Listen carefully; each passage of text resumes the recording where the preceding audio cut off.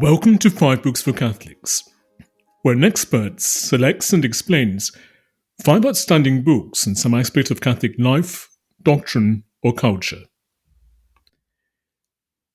In one of his main articles, The Sacramental Foundation of Christian Existence, Josef Ratzinger identified the retrieval of the patristic understanding of mystery as the most fruitful theological idea of our century, one that he said belonged to the field of sacramental theology. He went on to say, one can probably say without exaggeration that not since the end of the patristic era has the theology of the sacraments experienced such a flowering.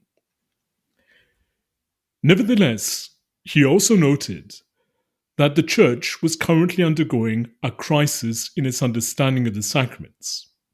Most people no longer had the capacity to see nature as a manifestation of God. In this interview, Father Uwe Michael Lang recommends some recent books on sacramental theology that address these problems. Father Uwe Michael Lang is a native of Nuremberg, Germany, and a priest of the Oratory of St. Philip Neri in London. He holds a doctorate in theology from the University of Oxford and is a senior lecturer in liturgy and church history at St. Mary's University, Twickenham. He also teaches at Allen Hall Seminary, London, and is an associate staff member at the Maryvale Institute of Birmingham. He is the editor of Antiphon, a journal for liturgical renewal. From 2008 to 2012, he was a staff member of the Congregation for Divine Worship and the Discipline of the Sacraments. And from 2008 to 2013, he was a consultor to the Office for the Liturgical Celebrations of the Supreme Pontiff. His current research is in liturgical studies with a strong historical emphasis. He is the author of Turning Towards the Lord, Orientation in Liturgical Prayer, The Voice of the Church at Prayer, Reflections on Liturgy and Language, Signs of the Holy One, Liturgy, Ritual, and the Expression of the Sacred, The Roman Mass, from Early Christian Origins to the Tridentine Reform, and he's also the editor of Authentic Liturgical Renewal in Contemporary Perspective and The Fullness of Divine Worship, the Sacred Liturgy and its Renewal. The books discussed in this episode are, first, The Sacramental Mystery by Father Paul Hafner, 2, Touched by Christ, The Sacramental Economy by Lawrence Feingold, 3, General Principles of Sacramental Theology by Roger Nutt, 4, Introduction to Sacramental Theology, Signs of Christ in the Flesh by Father José Granados, and 5th, Right and Man, Natural Sacredness and Christian Liturgy by Father Louis Bouillet. Links to these books can be found in the show notes of this episode. And if you have time, please support this podcast by leaving a top recommendation or rating on the platform of your choice. Father Uwe Michael Lang, welcome. Thank you. Good to be with you, Father. In our previous conversation, you remarked that several good books on the sacraments have been published in recent years.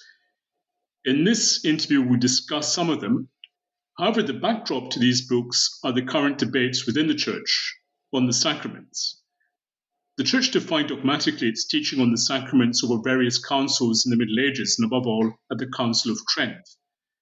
There have been subsequent magisterial clarifications, such as that of Pius XII on the matter and form of the Sacrament of Holy Orders, or that of Paul VI and John Paul II on the Church's lack of authority to confer priestly ordination on women.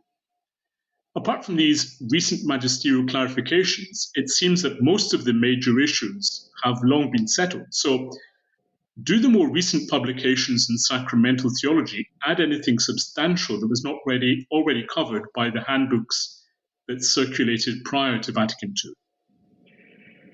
I agree with you that the doctrinal teaching on the sacraments really was developed fully in the medieval period, thanks to scholastic theology, and was then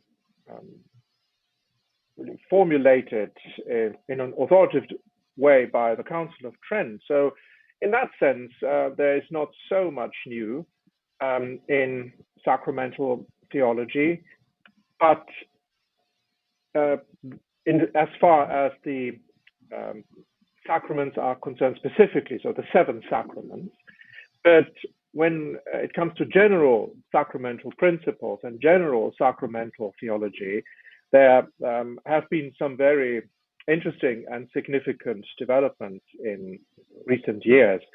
And as I see it, these developments concern especially the relationship between sacramental sign and sacramental causality.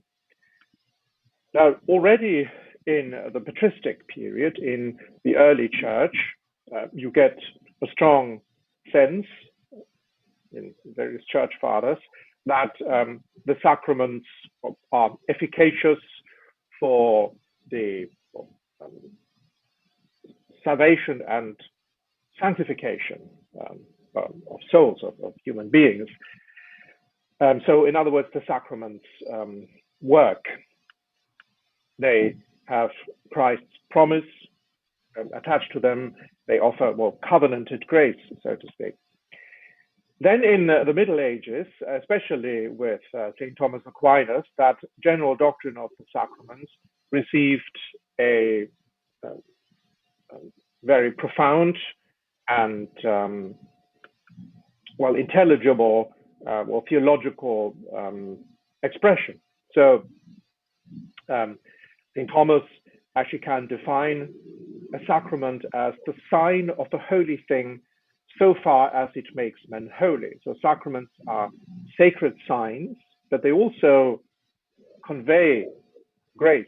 They make men holy. They operate as causes. There's a sacramental causality there. So the sign, washing with water or bread and wine, conveys, communicates a particular grace that is related to the sign.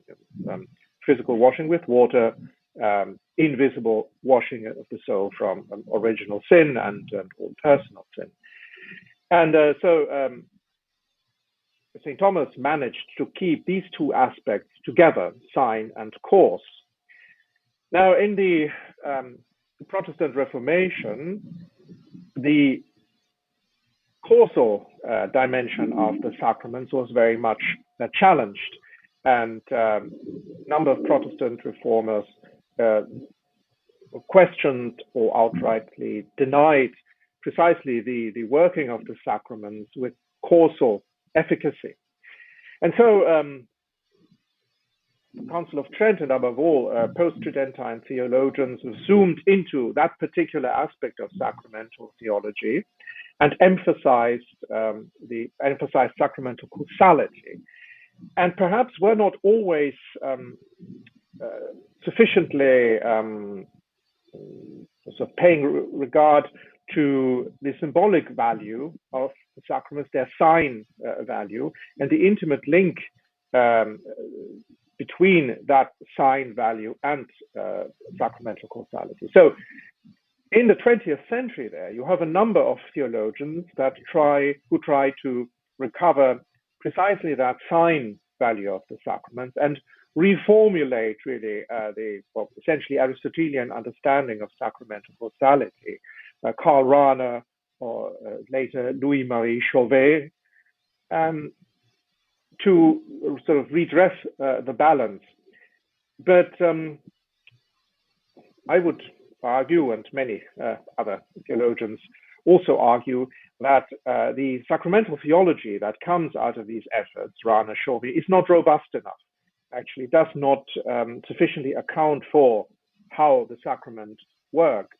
And so, more recently, in the last perhaps 10 to 15 years, you have a number of new approaches to sacramental theology that try to recover, the best of the tradition. So especially St. Thomas's synthesis between sign and cause. And so I find that this is actually quite an interesting time for sacramental theology. So the books you've suggested, if I've understood correctly, appears to retrieve classical sacramental theology of the kind that was common doctrine in Catholic practice prior to the Second Vatican Council, while integrating it with the contributions of biblical, liturgical, patristic scholarship and other disciplines.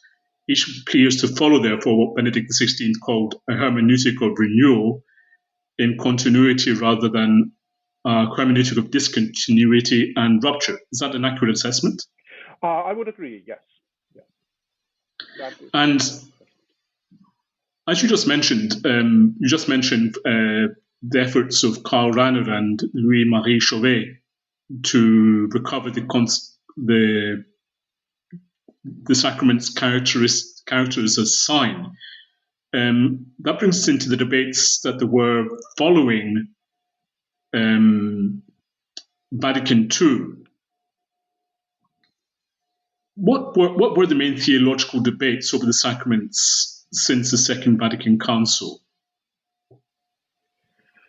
Well, one particular contribution of Vatican II was a broadening of the term of sacrament, in a sense, a patristic ressourcement, because since the scholastic period, since the High Middle Ages, we have been used to speaking of the seven sacraments.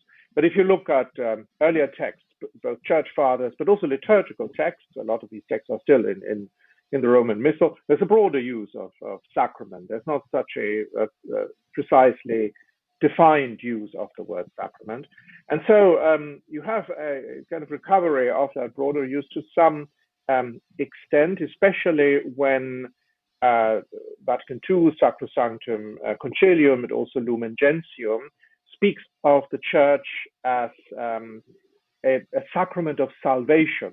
The church is the universal sacrament of salvation. And because of Christ's gift of the Holy Spirit, Easter and Pentecost, and because of the institution, above all, of the sacraments of baptism and the Holy Eucharist, but also the other five sacraments, which communicate to the people of God, the salvation comes from God, the life-giving power of God. Now, that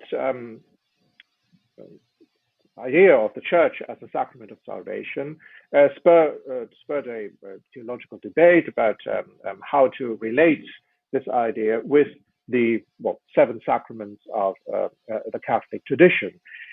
And some clarification became necessary, because Vatican II does not mean to say that the church is the eighth sacrament, as it were, but rather, the church is born from the sacraments, born from the seven sacraments, and is really an efficacious sign of the union between God and humanity, and a source of salvation, because precisely through the church and in the church, the sacraments are made available.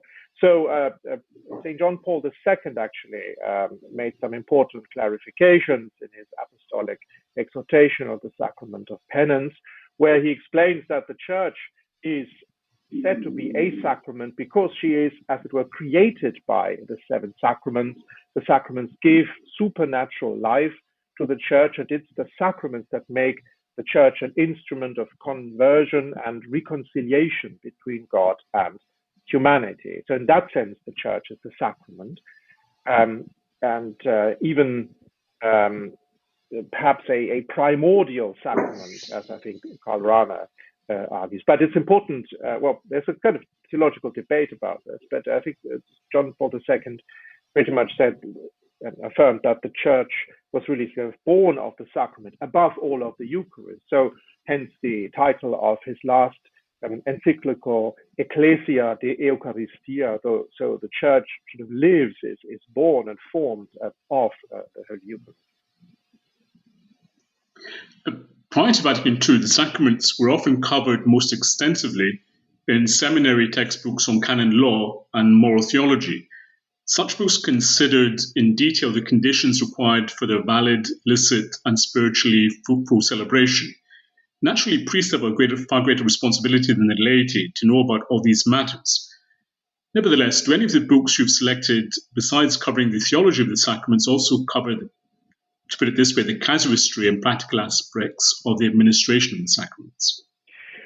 Yes, certainly. And the first book I would recommend as an introduction to sacramental theology is Father Paul Hafner's The Sacramental Mystery. That is what I would call the sort of bread and butter of sacramental theology. So we have an excellent, concise introduction to the principles of sacramental theology, biblically founded, and then Hafner goes through each of the 7 sacraments, offers the biblical roots, theological foundations, but also then gives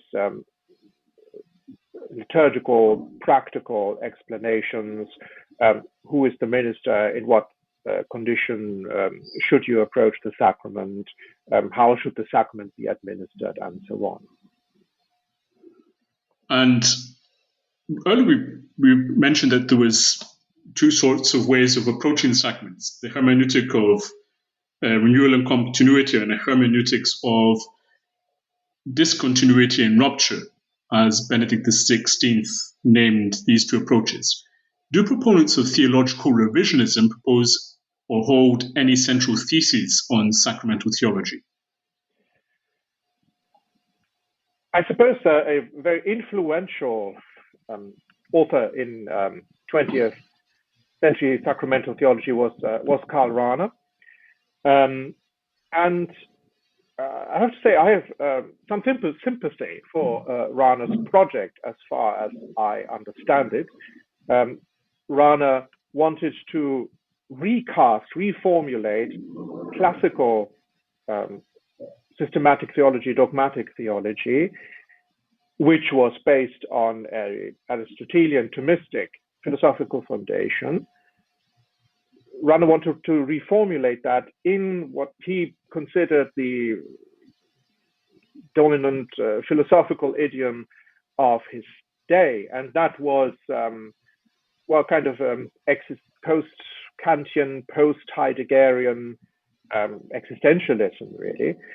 And I think he rightly saw that the aspect of the sacrament as sign, as a holy sign, needed to be more prominent in Catholic sacramental theology.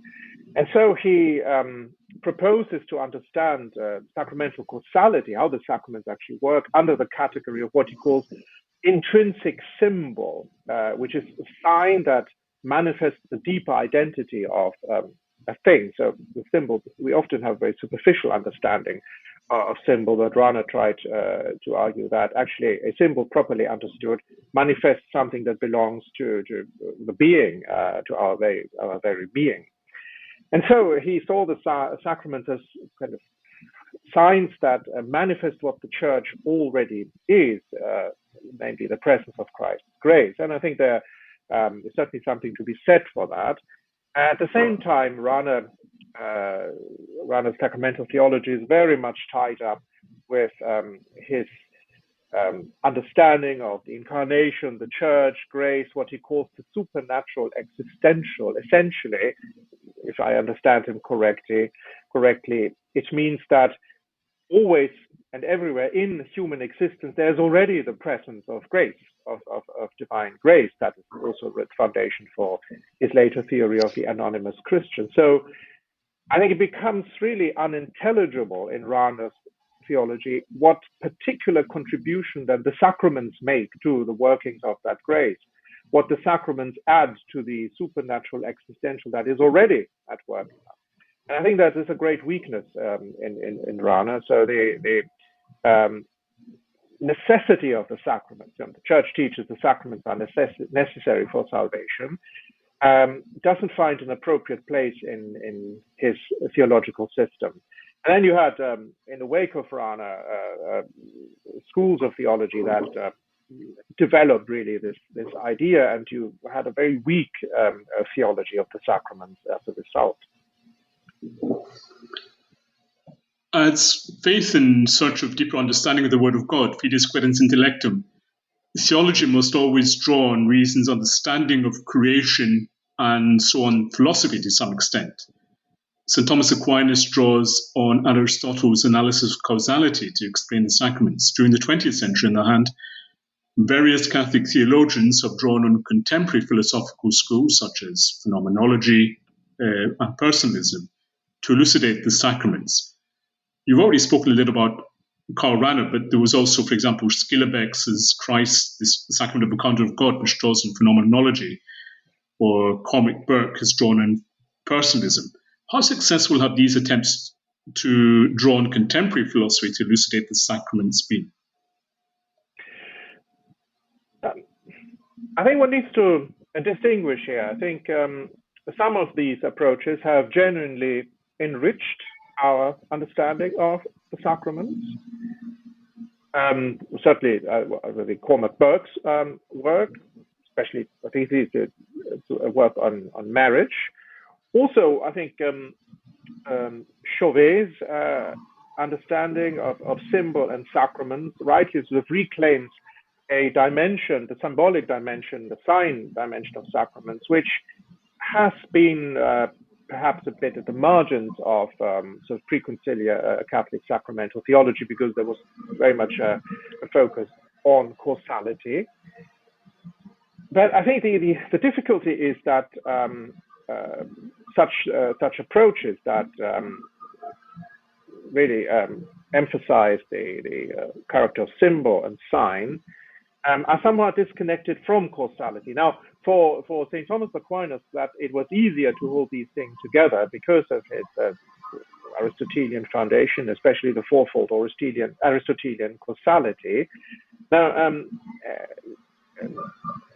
that is an understanding of causalities which is not generally shared anymore. In fact, the discarding of that causality in the early modern period, 16th century, brought a lot of problems for theology, because that causality is obviously not the Newtonian mechanical causality which we generally understand as causality.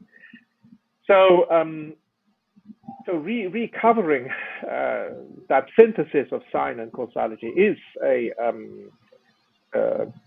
challenge for us today. But I think there's recent contributions, Lawrence Feingold's excellent handbook, Roger Nutt's General Principles of Sacramental Theology, and his other works in the field, really show us the richness of the Thomistic thought and how it can be sort of translated into also a contemporary sacramental theology. Thank you for listening. To read or listen to the rest of this interview and gain full access to our archive, visit 5booksforcatholics.com and become a premium subscriber. If you've enjoyed this episode, please subscribe to the podcast and give it a top rating on the platform of your choice. That way, more people can discover it. You can also support the podcast and help us produce more interviews like this one by making a one-off donation via the link given in the show notes. As little as $1, £1, or €1 can help and will be greatly appreciated. Thank you once again, and God bless.